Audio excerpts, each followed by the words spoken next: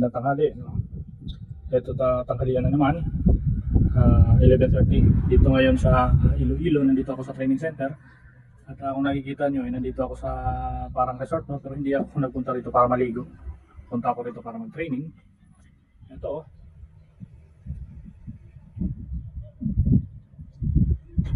Actually, no, kahit tuloy-tuloy yung sakay natin, kailangan natin mag-refresh din. Tinuturo dito ay yung basic fire triangle, no? Na kung ay makumpleto ito ay talaga namang mag-uumpisa yung isang sunog sa kung saan man tayo, no? Either sa barko or kahit dito pa sa lupa. Hangin, fuel, yung heat, ay apoy nga naman talaga yan. Tapos nandyan pa yung reaction niya na tuloy-tuloy. Kaya hanggat walang nakukuha dyan sa fire triangle na yan, o pag nakompleto ang component na yan, no, fuel, heat, and air, kasama na yung chemical chain reaction, ay tuloy-tuloy na apoy yan, no? Hindi yan maapula, no? Tawag dyan ay fire tetrahedron.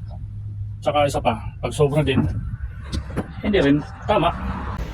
Ito na lang, no? May papel, sinisindihan mo, pero nakatutok yung electric fan. Hindi magsisindihan kasi sobra sa hangin. Kompleto, pero kompleto yung fire triangle niya, di ba? Yun ang isang matinding example.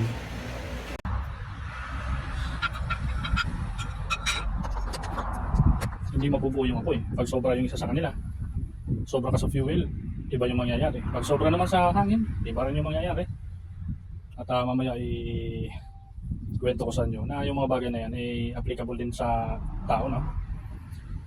Ito namang training natin kailangan naman talaga natin kasi ang requirements kasi dyan within 5 years pag syempre required siya ng SOLAS na 5 years kailangan mo mag-refresh. Pag tuloy-tuloy yung sakay mo, nasakyan mo yung certificate mo sa loob ng 5 taon, nasakyan mo siya ng span of 1 year kahit hindi siya direct, unless sa loob ng 5 taon na yan yung kalahati, let's say galing ka sa cadetship sa Inter-Island, no?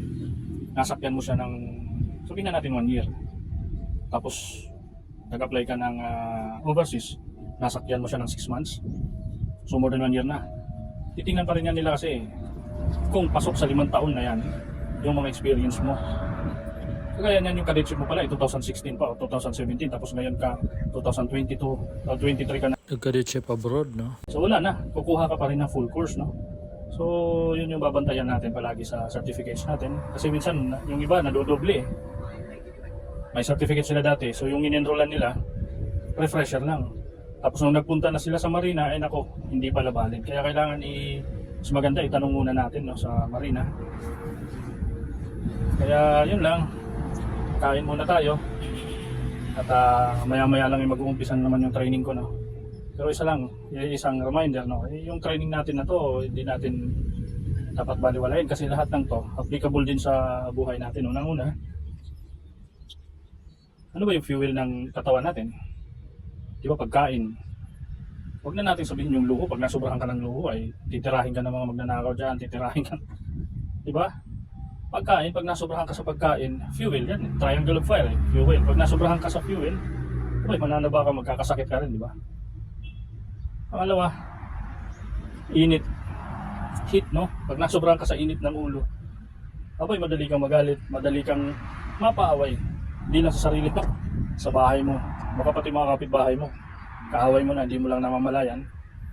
Pangatlo, yung hangin, pag nasobrahan ka sa hangin, hindi ka pa nakakalayo. Mga tambay pa lang dyan sa kanto, kinukursunada ka na. Dahil mahangin ka nga, hindi ka di ba? Lahat yan applicable din sa buhay natin. Kaya mga pre, kalma at relax, enjoy life. Kahit ano yung nandyan, enjoy lang natin.